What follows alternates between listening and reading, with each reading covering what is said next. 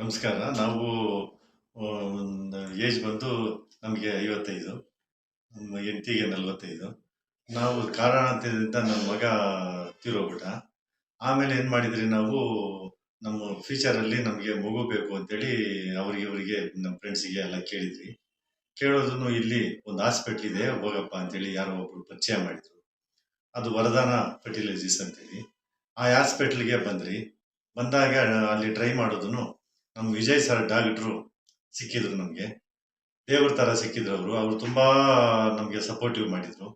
ಆಮೇಲೆ ನಮ್ಮ ಸಿಸ್ಟರ್ಸ್ ಆಗಿರ್ಬೋದು, ಪೇಮೆಂಟ್ ಆಗಿರ್ಬೋದು, ಪ್ರತಿಯೊಂದನ್ನು ಅವರು ನಮಗೆ ಎಕ್ಸ್‌ಪ್ಲೈನ್ ಮಾಡಿ, ಯಾವುದೇ ಒಂದು ಮಿಸ್ಟೇಕ್ ಇಲ್ದಿರನೆ ನಮಗೆ ತುಂಬಾ ಚೆನ್ನಾಗಿ ಸಪೋರ್ಟಿವ್ ಮಾಡಿದ್ರು.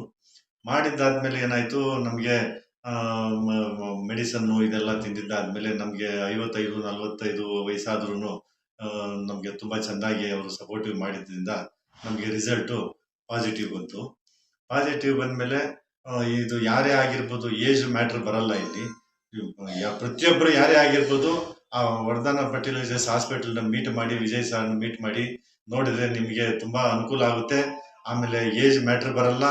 ಯಾವುದೇ ಒಂದು ಪೇಮೆಂಟ್ ಆಗಿರ್ಬೋದು, ಸಿಸ್ಟರ್ಸ್ ಇದಾಗಿರ್ಬೋದು, ಕೋಆಪರೇಷನ್ ಆಗಿರ್ಬೋದು, ಡಾಕ್ಟರ್ ಕೋಆಪರೇಷನ್ ಆಗಿರ್ಬೋದು, ಎಲ್ಲ ತುಂಬ ಪಾಸಿಟಿವ್ ರೆಸ್ಪಾನ್ಸ್ ಇದೆ ಈ ವರದಾನ ಫರ್ಟಿಲೈಸರ್ಸ್ ಹಾಸ್ಪಿಟಲಲ್ಲಿ. ಯಾರು ಬೇಕಾದರೂ ಹೋಗಿ ತೋರಿಸ್ಕೊಂಬೋದು. ತುಂಬ ಟೆಕ್ನಾಲಜಿ ಕೂಡ ಮುಂದುವರೆದಿದೆ.